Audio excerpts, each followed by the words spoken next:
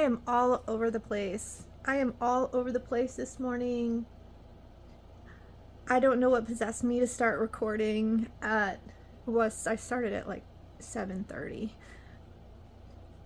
I don't know. I'm just like half the time I don't know what day it is. I don't know what time it is. I'm all over the place.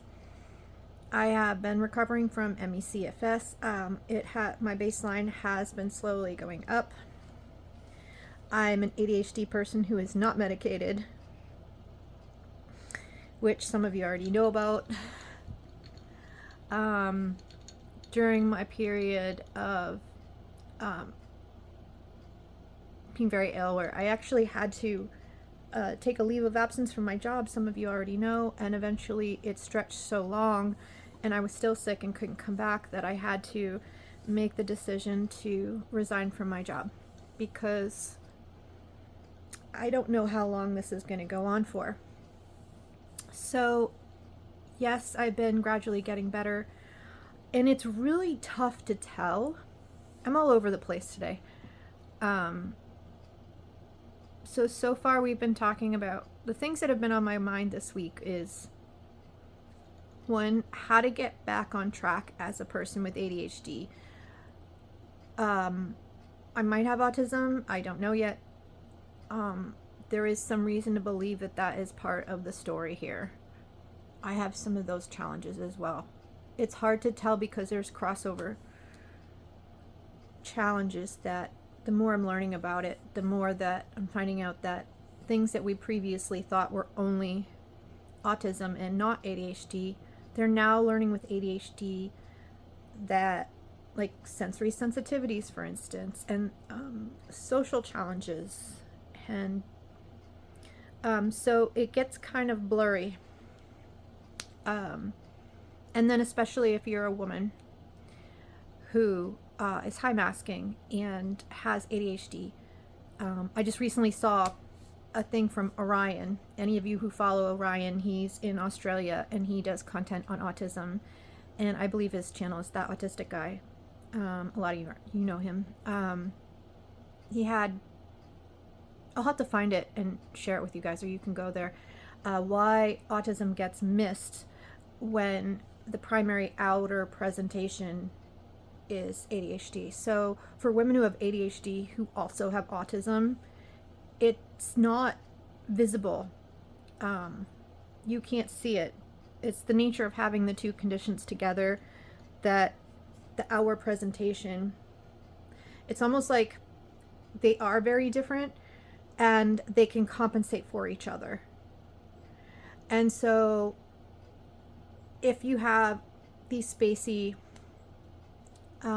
if you have these symptoms that are very typical of ADHD, people aren't looking for autism, especially if you're high masking and what used to be called high functioning. I don't know what to call it anymore. I don't know if we can't say high functioning, low functioning, because of the association with Nazis and all of that, and it's just a whole host of reasons why it's hurtful for different communities who have different struggles. There's so many different presentations of ADHD there, even though we don't think that, there actually are. And there's many presentations of autism, even without the complication of having both. And then it presents differently with men and women.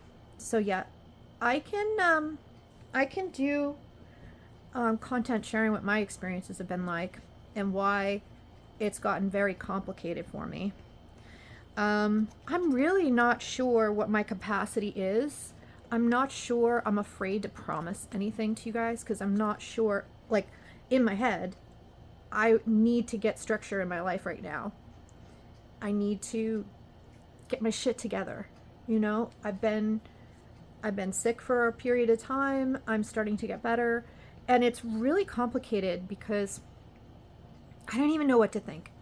So last week I had one day where this is like kind of like so my analogy is kind of So you know what happens when you've been sick with the flu? Let's say you've had a bad flu and you've had it for like a month or two. Those winters where you're sick for a long period of time and you find like you can't stand it. And as soon as you start to feel a little bit better, you start doing all this shit, cleaning your house and stuff.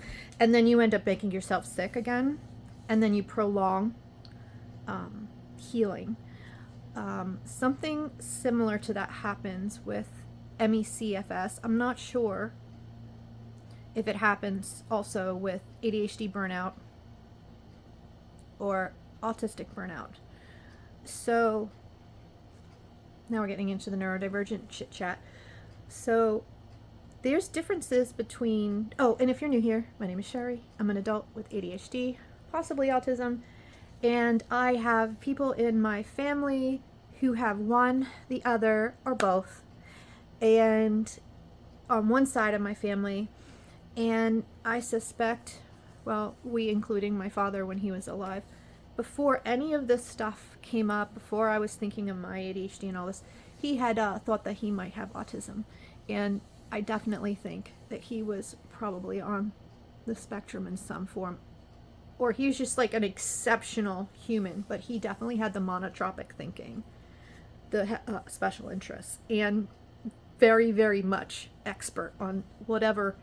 Like he couldn't just go into any hobby or interest lightly. Like he went full on expert. Yeah, that's interesting. I have some fun and funny stories about that. I love and miss him.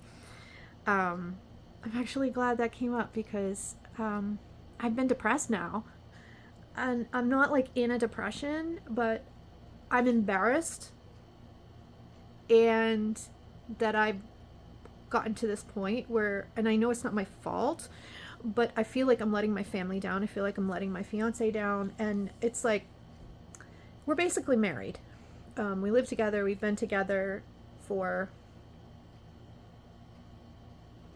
12 years. No, 14. Wait, 20, 26, 14 years. We've been together 14 years. 14 years. Wow. So anyway, if you're still here after all of this, thank you.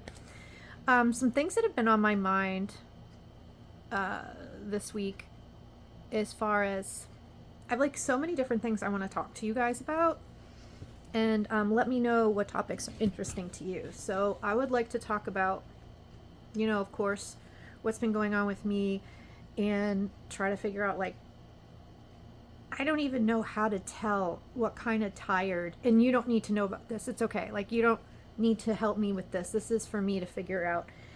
But this is like new territory.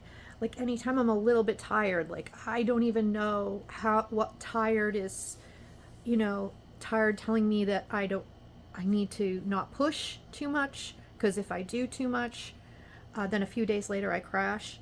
And it's bizarre because it's not necessarily obvious to me when I'm pushing myself too much. And I don't know how much of that has to do with poor interoception. So interoception is your body's senses that it has to rest. It's tired. You're doing too much. You have to go to the bathroom. You're hungry. You're thirsty. You're tired. You have a headache. So it's very strange if you have ADHD or autism or both. Some of us can struggle with poor interoception. So if you think of intero within, intero within, interception, like perception, to think, perception, sensing of thinking, ception, sense, right? So intero, to sense from within. That's what I'm thinking it means anyway. I don't know if that comes from my medical terminology classes, that ever since I took medical terminology when I was taking my medical classes, I just love that I can just break a word apart into pieces and go, oh, it's like a secret key. So I don't know if that's like a neurodivergent thing where now I have to like pick everything apart. It's like a puzzle. It's fun. Yeah, so forgive me for being all over the place. So starting structure from scratch. How did I successfully do it before? How do I navigate this situation now when I don't know? Well, of course, if you've been resting since February, you're going to be out of shape. If you start to do more activity than you're used to, you're going to be tired for a few days. So and with poor interoception, I can't necessarily tell when I push myself too far. It seems like it might be obvious, but there is like a good tired, right? So when you're starting to exercise for the first time and you're starting to get into, let's say you're healthy, you're starting to exercise for the first time, you are going to be more tired after. You're not going to feel great. You definitely don't want to push yourself so much that you will get injured or you will get sick. So, but you still have to push yourself beyond what you think you're able to do in order to slowly build. But with chronic fatigue, ME/CFS, which is something I've been diagnosed with, if you do that, it's hard to tell where your baseline is at any given time. So I might think I'm normal now and start doing a few little things, and then a few days from now crash, which I don't understand, and it's super discouraging because I feel like, I want to live a normal life again, and it's like I already have, like, I'm already all over the place. It's difficult when you have ADHD and it's hard to form routines, and the cognitive deficits of when I can just speak for myself because it's the level of struggle is different for each person who has ADHD, and then also it's the type, right? So yeah, I'm all over the place. I can't think straight. I've been out of work. The days are blending in. I need to have interaction with others. I'm missing that. And then there's this other aspect too where it's depressing. So there's a difference for me and my experience with depression, it's a comorbidity. So it's not just simply depression because of struggling with these things as like a side effect, which can happen also. But I have been diagnosed with major depression, and I take medication for that. So that's being treated really well. Thank God. I think I just want to not be here because this is just too much. I feel like I'm trying to climb Mount Everest. I can't even talk. Just to do normal stuff that other people do every day. And I know I've been productive in the past. I also know that where does my neurodivergent burnout fit all of this? Did it cause or lead to ME/CFS? Did I have this chronic fatigue situation already, and maybe what I thought was neurodivergent burnout was actually this, and I didn't know because it took this long to get that bad? Do I have both? I don't know. I don't want to think too much. I just want to understand, and it just feels complicated. There's so many different layers. So each one of these individual topics, like autism, ADHD, ME/CFS, each of these things has this whole language you have to learn and this whole skill set you have to learn, dependent on your unique neurodivergence, your unique health situation, and the things that you can do to help those things. And then when you have multiple things going on, and then the depression as well, it just complicates it. And I feel like I'm spinning my wheels, even if I am not doing much. I'm rambling. So the things that I wanted to talk about this week, or that have been on my mind this week, another reason why I thought I might want to do weekly lives, is I think it would be helpful, beneficial for those of you who want to check in once a week. And I don't want to say that it's like a support group. I think it would function similar in some ways. This is what I'm thinking. I'm not sure if I can commit to it because I don't know what my capacity is. I don't know from week to week if I'll be able to do it. So I'm really excited, and that's what I want to do. And I think it would be very beneficial for me. I was just thinking like a neurodivergent chat. Like we can get together once a week and talk about, hey, I'm struggling with this week. What are you guys struggling with? So I was in, like, I don't know, a year or two ago, 2 years ago. Somebody's on a kayak. I was on an ADHD group and it was great. But after it was gone, that checking in once a week with people you relate to, I found that, and the thing is, it wasn't very long.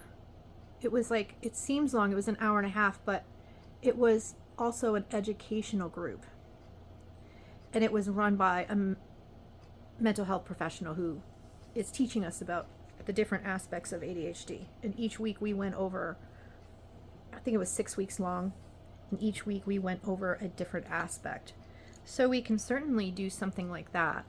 And we can include both, challenges for ADHD and challenges for autism, because I relate to both. And I just think it's great. It's great to have a sense of community. I also don't want it to come across as though if I do something like this, it would be a group that we all had together and that we were equals. Nobody would be necessarily, even though I might be like hosting by just having the live every week, and you guys could just like come and chat and we talk to each other. I mean, it'd be great if we could use Zoom or something. We could just say, hey, how are you doing? Ego Shredder and Hawthorne and Alan and Celtic Phoenix, and there's a couple others of you, and forgive me, it's early in the morning and my brain's not awake yet, and I can't really have coffee because of my ME/CFS. So I have to get protein powder because part of my way of healing has been making sure I eat full meal, not full as in volume, but full meals every 3 or 4 hours. So full as far as having a certain amount of protein, a certain amount for my macros, certain amount of carbs. And that's just to, in effect, give my body what it needs to heal, like the proteins, the building blocks. And also for women who are in menopausal years, apparently you need to up your protein. So any of my perimenopausal girlfriends and postmenopausal girlfriends, just to let you know, friends, that I found out that our body does not, I don't know if we don't process the protein as well. So before you could just make sure you had like 20 grams of protein in a meal, and now I'm more striving for 25 to 30 because apparently we don't use it as well. And it is, upping your protein helps protect your muscles from atrophying because our body doesn't use it as well. So maybe it's not getting what it needs to manage your tissues. When I do talk on here, I'm kind of all over the place, so I apologize, but it's part of what I have. So thank you if this is, we won't say word salad because I'm actually talking about ideas and things that I want to talk about, but it's almost like topic salad because I might be popping topic. And my working memory is, I don't necessarily know what I just talked to you about. But things that have been on my mind this week, what's going on with me, trying to figure out how to navigate, learning where to tell where my baseline is so I know what I can safely do that is healthy for me. I need to start watching Toby Morrison again to kind of relearn that. He has a YouTube channel. He is somebody who, I don't want to say survivor, but I know it sounds dramatic, and I know like culturally before I learned about this, there was like this question that is it even real, like chronic fatigue, and it turns out, yeah, it is. It's a real thing, and it sucks. And how serious it is depends on the person and how severe it is. But for some people, if it gets very severe, like very severe, where they're bedbound and they can't even sit up on their own, that can end up being life-threatening. But I'm not there.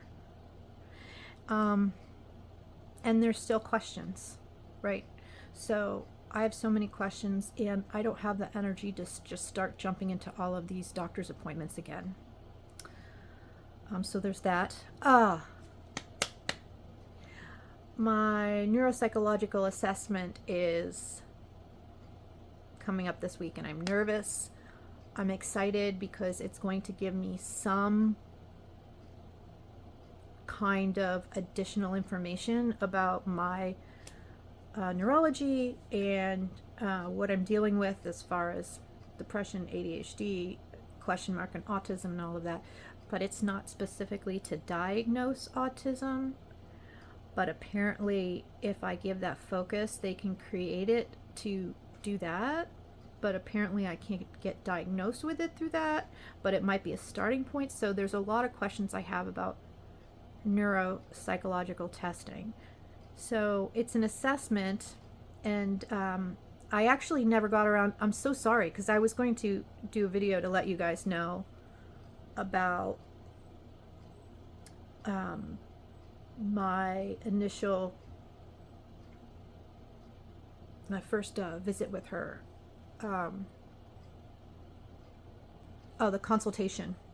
And now it's been, I think maybe it was a month ago, I don't know, and I already forget.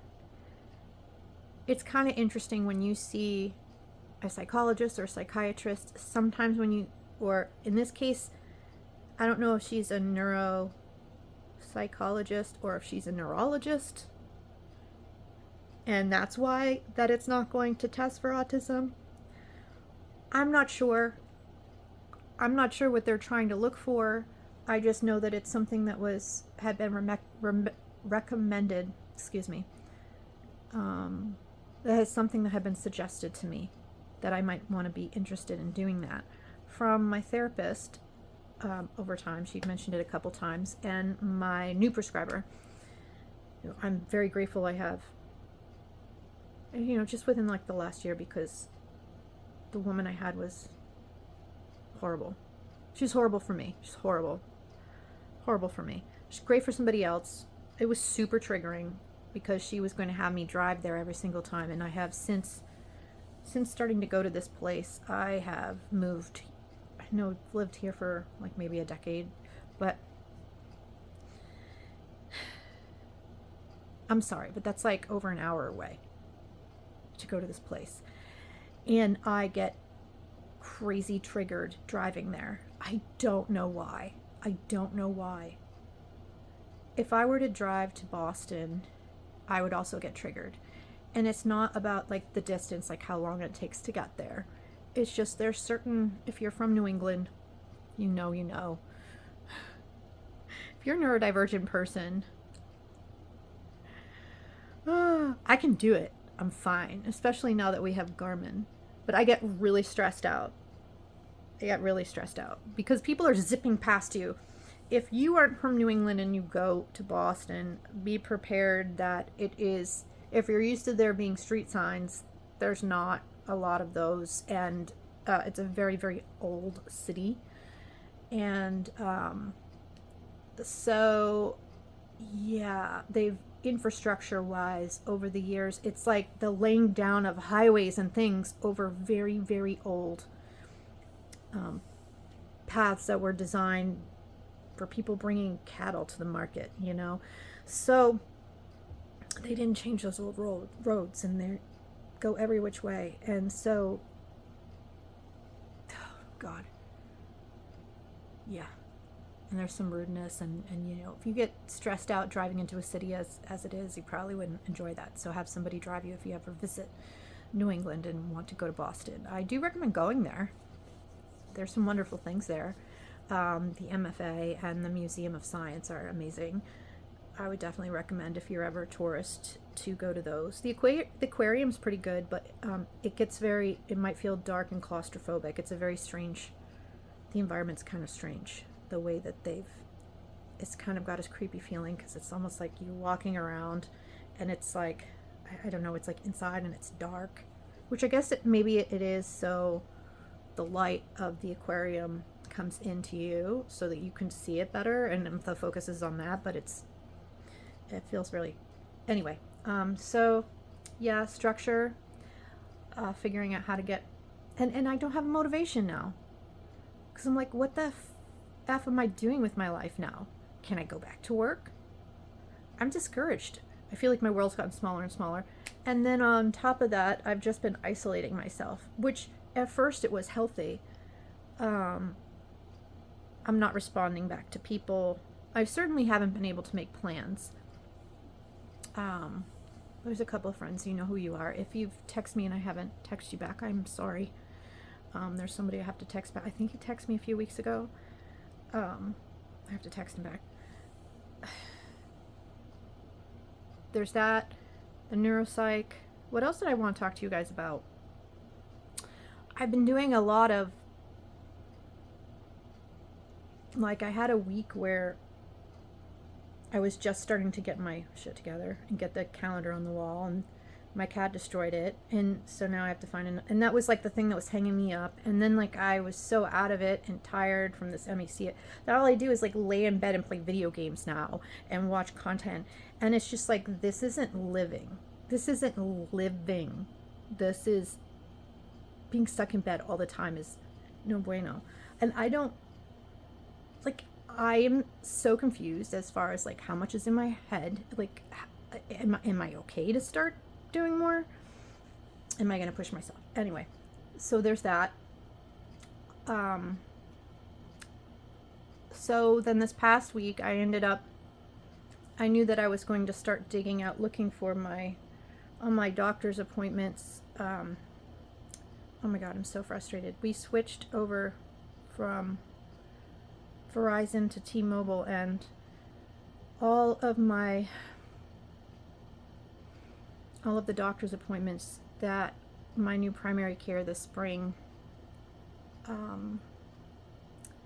sent out for me to go to, they have the different places, all the things I have to catch up on. They've called me, and I'm always losing stuff. So I'm like, okay, I don't have the referrals the paper referrals, and I never remember the contact information. I'll write it down somewhere and I'll lose it. And I thought, oh, it doesn't matter.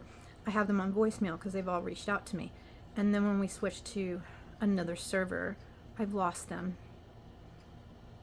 So I don't even know who, where, who to call, contact information. And as it is, I already have to try to find paperwork.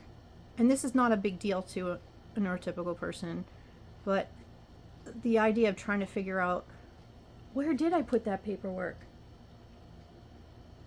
I have some paperwork that the immunologist gave me, the front desk gave me to fill out, because I kept waiting for it to be transferred over, my blood work, so he could talk to me about stuff. And then each time I saw him, it wasn't. They were able to get some from my older doctor where I went to before.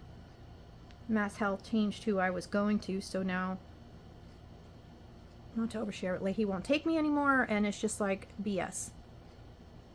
I'm gonna have to call the insurance to try to change it so that I can go back to what I was on before. But now I have to go to this other place, and they're not interconnected, and all of these referrals are sending me out to all these other different companies and different places for different things, and they're not all interconnected, and this is just a nightmare.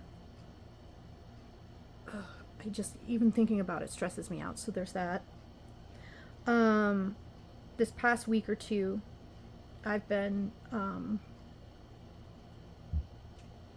it's not like obsession or anything like that.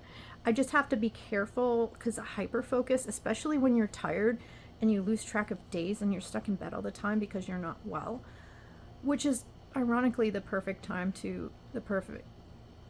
opportunity to absorb complex topics, but subconsciously it's just been kind of coming up, and I've started to be drawn to content learning about personality disorders, narcissism, and so NPD, BPD, other things. I noticed that it was I'm in a happy relationship.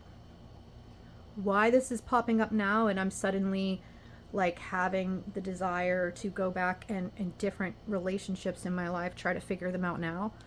I don't know, maybe I had to have like so many years apart that I'm okay now. Maybe I finally feel safe enough, because it was like, even if I was in one that wasn't necessarily abusive or emotionally abusive, there was dysfunction, and it was traumatic. So I have boxes and boxes of things that I have not looked at in over a decade, and I can't. I like literally can't.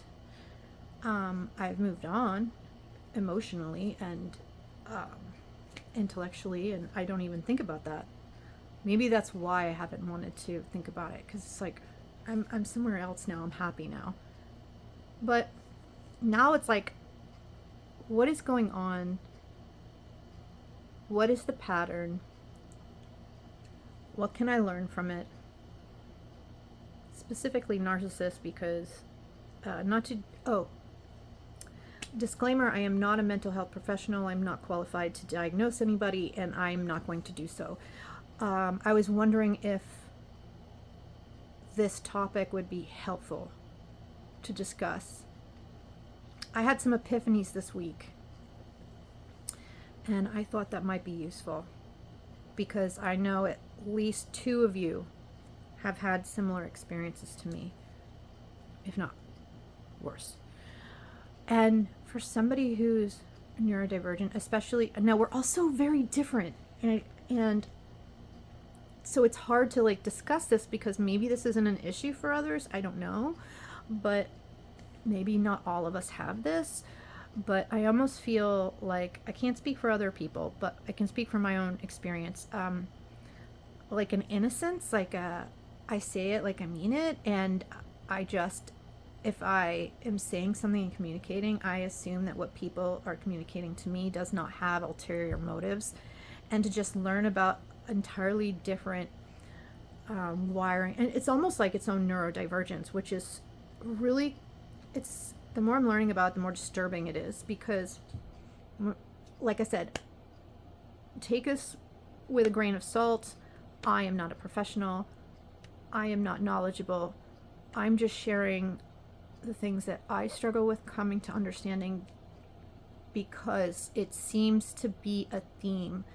Autistic or neurodivergent people, I don't know if it's ADHD people too, we tend to either attract or be attracted to some of these personalities that either have, that are dishonest, ulterior motives, even if they are not harmful to you, present like a certain way, and you think you know, and then in the end, when the aftermath happens, that person wasn't anyone you knew at all.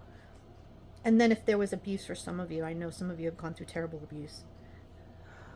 It seems a really important topic to talk about, but it's such a delicate topic, and especially for people who have gone through severe trauma. I'm not sure if talking about it too much or at all would be harmful. I'm trying to be cognizant and mindful. Okay, is this going to be harmful, bringing this up? Because now it's going to make you think about that narcissist again, and we're trying not to, because the world isn't about them. They made their choices. They're not more important. They think so, but they're not. Yeah, so I've been watching some content about how us as neurodivergent people can be attracted to them. I was talking to my counselor about that this week too. she brought up a very interesting point. She had mentioned to me that for people who have ADHD, one of the potential vulnerabilities is boredom. And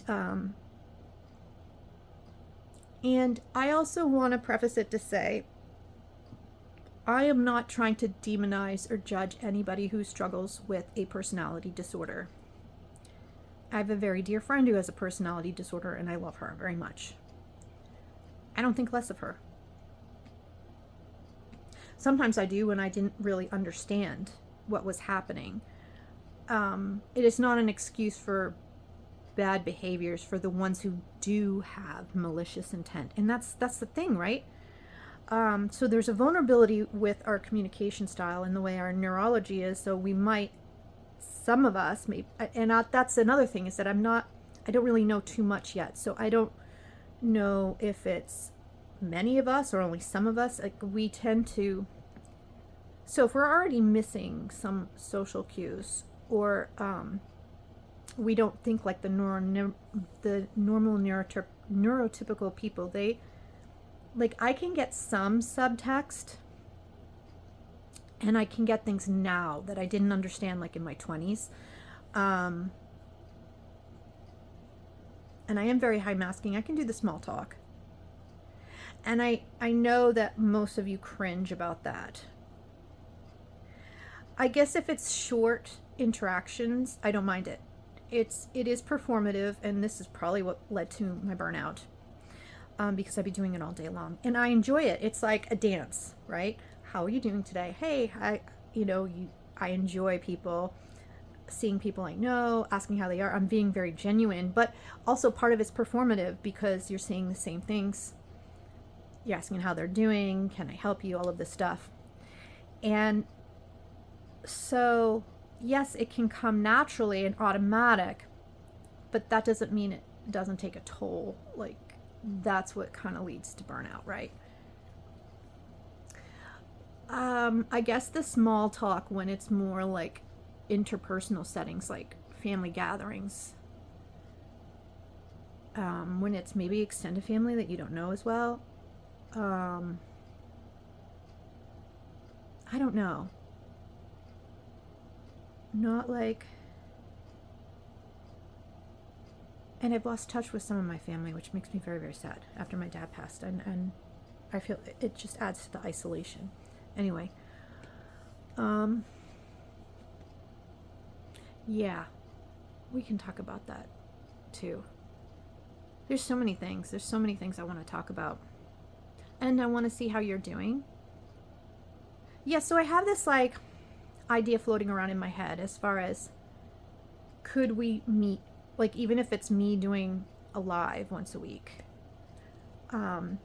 maybe I can do it more often than that. I don't know. Maybe I can hang out with you guys all the time if it's like 1 hour a day. I don't know. Like, maybe I'll start doing that instead of like these recorded videos, because I can interact with you more. But I have limited energy as well. And so, like, I'm not against meeting new people. I would love to meet new people. But I know that sometimes when we do the lives, like, a bunch of people will come in and they're like, tell me my name so I know that you're live, and like all these other things, or somebody trying to hit on you or say inappropriate stuff, and it's such a distraction. So I know that there's a way to do subscribers only. But I had difficulty in the past because I didn't know what didn't seem to give me an option, and I don't know if you have to have a certain amount of subscribers to do that. So yeah, I have a lot of questions on that. So yeah, do you guys want to do like kind of like a peer support group? You can't lean on, what I'm saying is, your expectations of what this should be are important. If you expect to get counseling and healing from this, where I am not a qualified therapist, mental health professional, or doctor, that is unethical and unresponsible of me. So I want to make that clear, that this would just be support. That's all. And any therapy or healing, and there's a lot of healing that comes with that, it's so powerful to just find people like yourself, that you're not alone. And because in talking about some of these things, the other people around us won't understand. Like why we can't get out of our own way. Why can't I function like a normal person? You know? And these destructive relationship dynamics. And I have so many questions.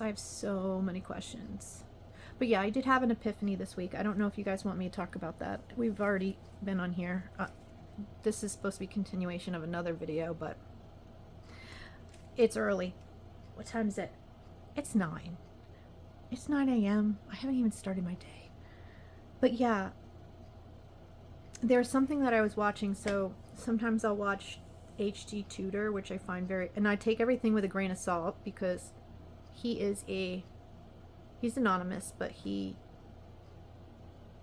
is a self-proclaimed narcissist and psychopath. So he does a lot of content on sharing what narcissists actually think and what they actually are looking for, so that we are better prepared to know when people come into our life who is nefarious, who is going to be toxic, because we'll be like blind to it. They are very good at acting like everyone else, and especially if they're really good at manipulating. You can have somebody in your life. It doesn't necessarily mean it's a romantic relationship. It could be a family member. It could be a close friend that's like toxic and there's drama all the time, or neighbor, who knows, coworker, boss. Luckily, I did not have those experiences at my job. I'm very fortunate that there's a very good group of people. So there's none of that. I mean, I think you eventually get that everywhere. Because it's, I think, 1 out of 20 people is one. Was it 1 out of 100 people is a psychopath? And that can be dangerous. Yeah, Dr. Ramani's really good. It's very confusing how to tell, like, okay, now, I don't want to like obsess about this, which is hard to do when you hyperfocus and it's something that you don't feel in control of. And so some of us, myself included, have in my past had an innocence about me. And then I just wanted to find somebody like me. And I thought I have in different times. There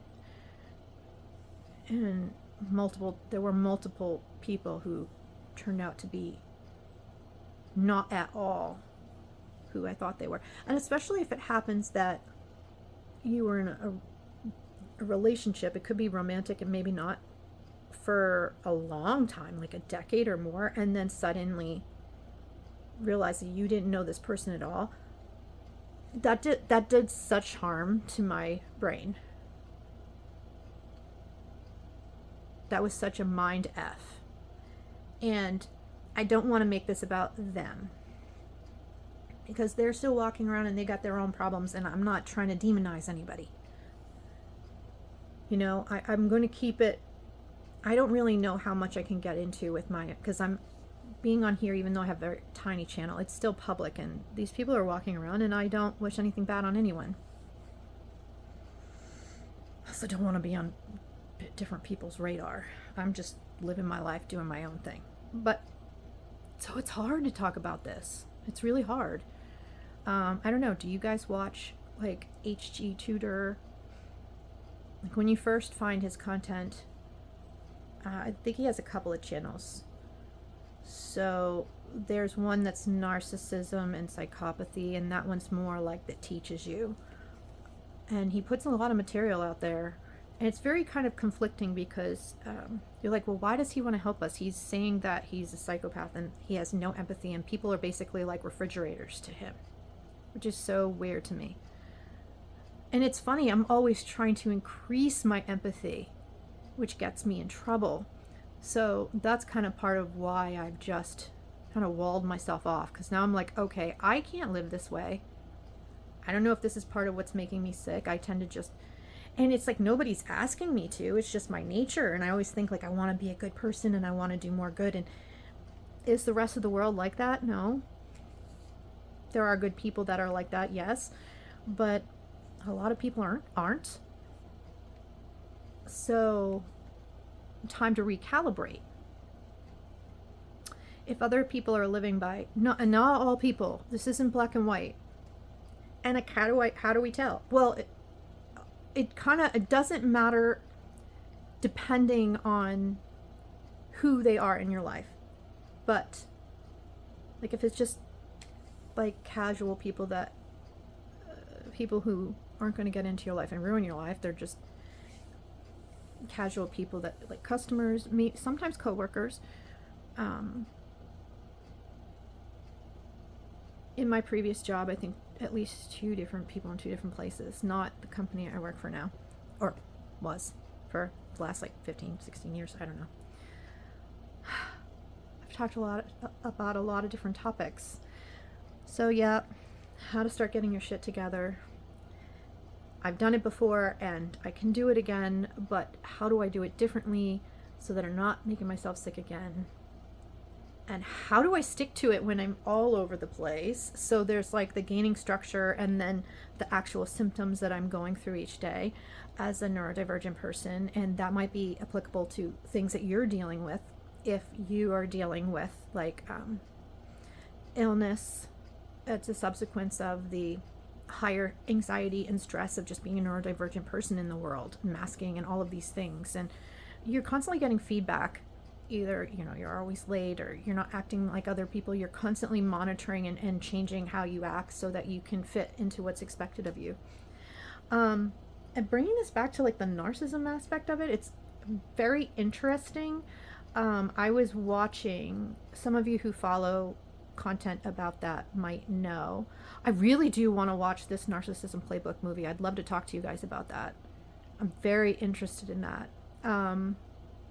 Dr. Ramani is amazing. She has a lot of content about narcissism, and if you don't understand how their mind works, there's a percentage of people in the world that are like this. So my old nursing instructor would say, it would behoove you, when it's not triggering, if you can learn about it.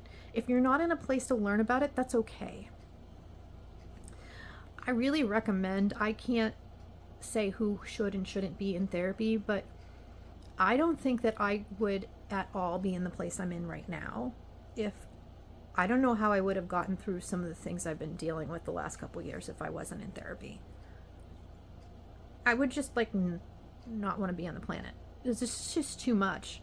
Meanwhile, like looking around, you're like, this isn't hard. I have a mess. I can clean it up. What's going on with my cognitive issues? Why can't I think straight? Why are the days blending into each other? Why am I having anxiety about, like, there's so many issues with just, I almost feel like the invisible struggles of my ADHD and what other symptoms I have and managing that. Yeah, and the neuropsychological testing, I want to learn more about that. Yeah, talking about, and narcissism is such a, like, it's a hot topic right now. It's almost like the world is waking up. I know I used to think that that's not the norm. That's rare. You don't want to focus on that because there's always going to be bad people. And that's true. As much as we like to think that everyone's good, not everyone's good. And you don't want to spend too much time thinking about that because you'll never want to leave your house. You'll start thinking they're everywhere. So that's not healthy and not helpful. Especially if you are already dealing with a lot of these struggles just functioning and trying to work if you can work or be healthy. So I have to do grocery shopping so bad. Do you know what I just had for bread with my meal? Oh my God. So I'm like, okay, protein, what do I have? I had a quarter cup of cranberry walnut chicken salad. I'm like, okay, that's 8 grams of protein. I'm having my protein shake. I just had 1 scoop of it. This particular one, 15 grams of protein. And then, so I'm checking out the protein. And with the bread, I know that I had enough carbs with the bread. We're out of French rolls and we're out of bread. What do we have? I really want to have bread with butter and a little bit of jam on it this morning. And the bread that I've had today and yesterday was hot dog buns. Oh my god. Not cultured. Not... Bread's bread, right? So I've been having hot dog buns. Split them and just, like so. They're just bread. They're just shaped different. So yeah, I just had that. How are you guys doing? What are your struggles you are struggling with this week? And what would be helpful for you? Are any of these issues that I've been thinking about lately things that you think about as well? And what are the things that you would like to discuss or would be helpful for you? I can just, I feel like when I'm here recording to my phone, I feel like I'm talking to the void because I'm not getting that feedback. And I don't want you guys to feel like you always have to type a response. And I also want to apologize because I get excited when people say something back because it's increasing the conversation, and I'm like passionate about some of these things I want to talk about. Like, yeah, because I don't have somebody to talk to about it besides my counselor. So if I just give you a whole bunch of responses back and just like, sorry, I'm not psycho and I'm not stalking you, I promise. And you don't have to respond. I did that to a couple people in the recent past, so I'm sorry.